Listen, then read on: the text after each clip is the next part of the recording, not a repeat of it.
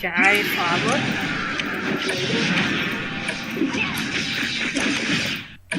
Lừa ghê.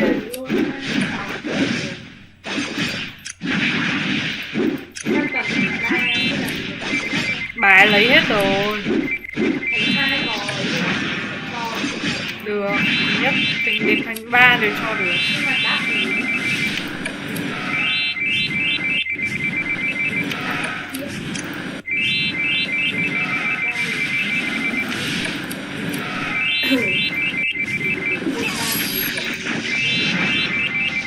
Lấy của cái khác đi về sau còn khuyên lại.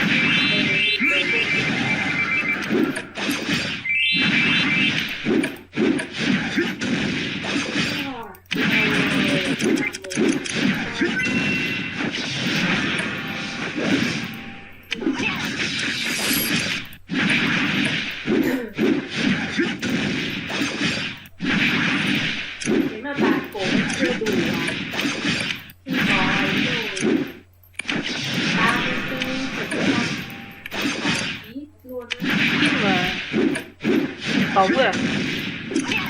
Dụng tống á? Dụng tống đi.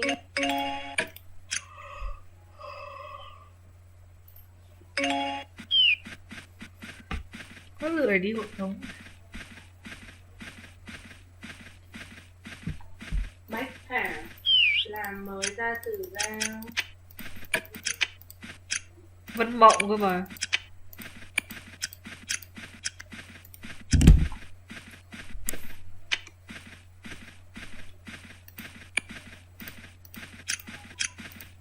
Level 341 rồi.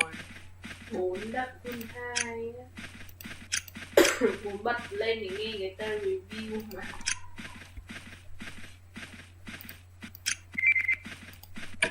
Tiếp nha.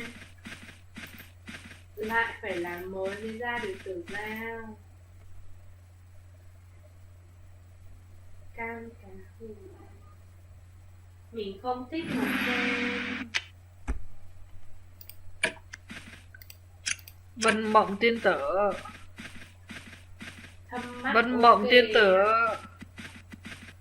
Lại là mình Ý là em thấy các nick khác là nó chạy, nó cũng chạy nhưng mà sao nó chậm thế, còn nick của em nó chạy siêu nhanh luôn á. Thực ra có thể là do chỉ là mình thấy thế. Không, cả hai máy đều thế mà. Màu 2 hồng đào baby. Tử giao tiên tử.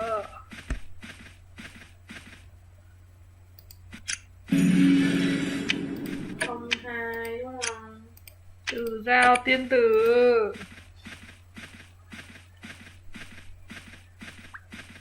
Xong rồi giờ mình ra Minh Hư Vệ nhỉ.